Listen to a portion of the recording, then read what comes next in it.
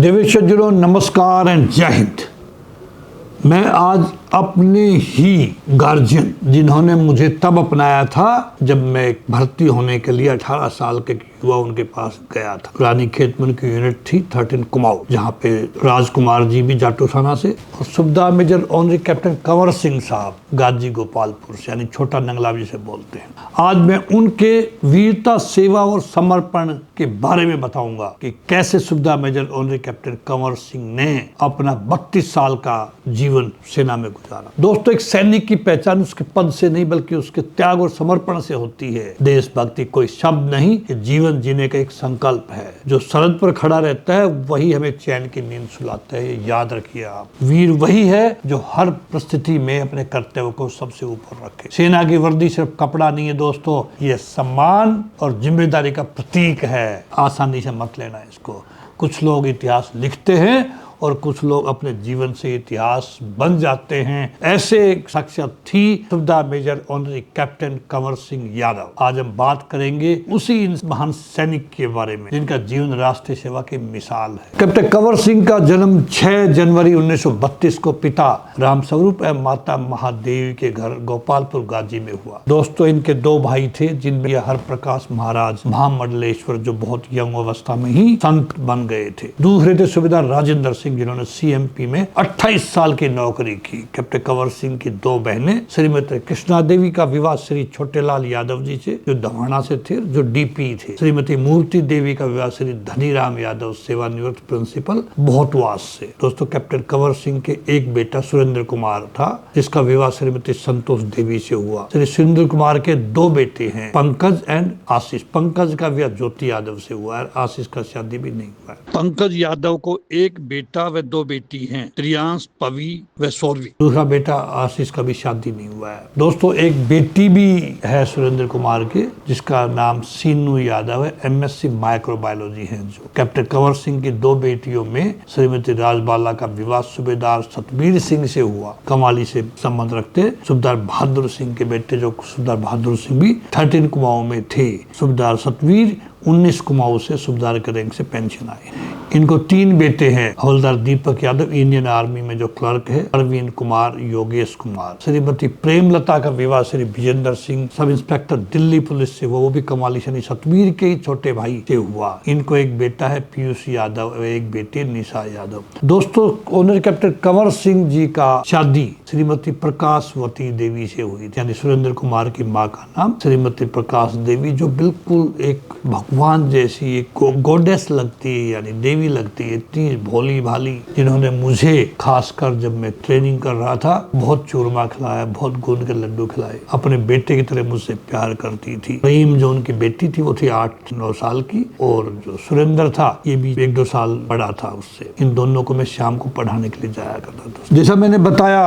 पहले, कैप्टन कंवर सिंह साहब के भाई सुबेदार राजेंद्र सिंह यादव है, जो सीएमपी में 28 साल की नौकरी करके आए हैं। उनका विवाह श्रीमती विजय लक्ष्मी जी से हुआ। इनके 2 बेटे हैं, श्री दिनेश कुमार और श्री नरेश कुमार। श्री दिनेश कुमार का विवाह श्रीमती शीला जी से हुआ। इनको एक बेटा है मयंक, जिनका विवाह मनीषा से हुआ है, और इनको एक बेटा है मानविक, जो उनका परपोता है राजेंद्र सिंह जी का। राजेंद्र सिंह यादव के दूसरे बेटे हैं श्री नरेश कुमार, जो हरियाणा गवर्नमेंट क्लर्क के पद पर हैं। उनका शादी हुआ श्रीमती पूनम जी से। इनको एक बेटा अंशुल है और एक बेटी इशिका है। दोस्तों, हरियाणा के जिला रेवाड़ी के ग्राम गोपालपुर गाजी पोस्ट गुड़ियानी था उस टाइम पे। वहाँ के subedar major honorary captain Kanwar Singh स्वर्गीय श्री रामस्वरूप के पुत्र, जिन्होंने अपना पूरा जीवन भारत माता की सेवा में समर्पित कर दिया। दोस्तों, 6 सितंबर 1952 को ये वह दिन था जब कंवर सिंह जी ने भारतीय सेना में भर्ती होकर अपने जीवन का सबसे बड़ा संकल्प लिया, देश की रक्षा का संकल्प। 6 सितंबर 1952 से 12 अक्टूबर 1953 तक उन्होंने कुमाऊं रेजिमेंटल सेंटर में कठोर प्रशिक्षण प्राप्त किया, जहाँ एक युवा को सैनिक बनाया जाता है, जहाँ हमने भी ट्रेनिंग की अपनी, और सैनिकों को भी फिर योद्धा बनाया जाता है। ऐसा training centre Kumaon regiment centre. 6 अक्टूबर 1953 से 1 मार्च 1980 तक उन्होंने 13 कुमाऊं रेजिमेंट के साथ सेवा की। लगभग 27 वर्षों तक एक ही यूनिट में रहे, देश की सीमाओं पर डटे रहे, हर चुनौती का सामना किया। उसी दौरान उन्होंने 1962, 65 और 71 का युद्ध भी लड़ा। उनकी सेवा के लिए एक जगह तक सीमित नहीं रही। नागा हिल्स, मिजो हिल्स, लद्दाख, जम्मू कश्मीर, गोवा के लिबरेशन के टाइम पे हर क्षेत्र में उन्होंने अपने साहस और कर्तव्य निष्ठा का परिचय दिया। उनकी वीरता और सेवा को कई सम्मान मिले दोस्तों। सबसे पहले general service medal Naga hills, Goa, Ladakh, Mizo hills. सैन्य सेवा मेडल जम्मू कश्मीर, हिमालय। रक्षा मेडल 1965 का। संग्राम मेडल, पश्चिमी स्टार 19, 20 और 30 वर्षों की दीर्घ सेवा पदक भी उनको मिले। 25वीं स्वतंत्रता वर्षगांठ का पदक भी उनको मिला। ये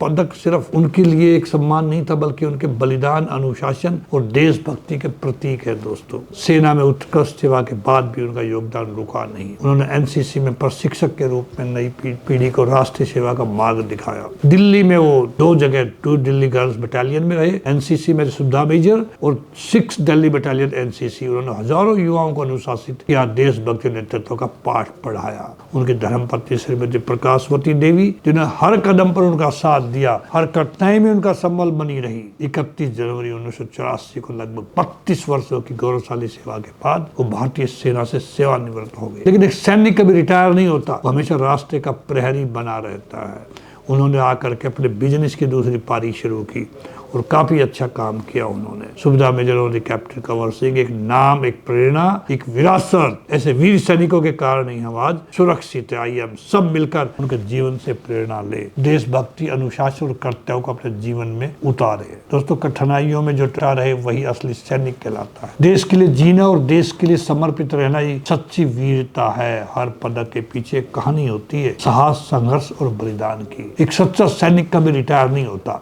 जीवन भर राष्ट्र का प्रहरी रहता है। ऐसे वीरों की वजह से ही तिरंगा हमेशा ऊंचा लहराता है। दोस्तों, मैं बताना चाहूंगा आपको, सेना के अंदर ऑनरी कैप्टन के रैंक तक पहुंचना आसान नहीं है। फॉर एग्जाम्पल, अगर 100 जवान भर्ती होते हैं, उसमें से 1 या 2 ही ऑनरी कैप्टन के पद हासिल कर पाते हैं। आप अंदाजा लगाइए कितना कठिन कंपटीशन है। पूरी श्रद्धा के साथ, ईमानदारी के साथ, अनुशासन में रहते हुए नौकरी करना। बहुत अप एंड डाउन आते हैं, बहुत सीनियर्स की सुननी पड़ती है, जूनियर्स को संभालना पड़ता है, तब जाके अच्छी एसीआर और field service. Honorary captain Kanwar Singh साहब ना कभी दारू पीते थे, ना चाय पीते थे, ना कभी उन्होंने नॉनवेज खाया। एक संत का जीवन उन्होंने दिया, मिसाल दी 13 कुमाऊं के अंदर। ब्रेवो कंपनी के वो सीनियर जेशो भी हुआ करते। जब मैं ट्रेनिंग कर रहा था तो वहीं पे पोस्टेड थे वो। दोस्तों, ऐसे वीर सैनिकों को जो आज हमारे साथ नहीं है, हम सब मिलकर के सल्यूट करते हैं। जय हिंद, भारत माता की जय।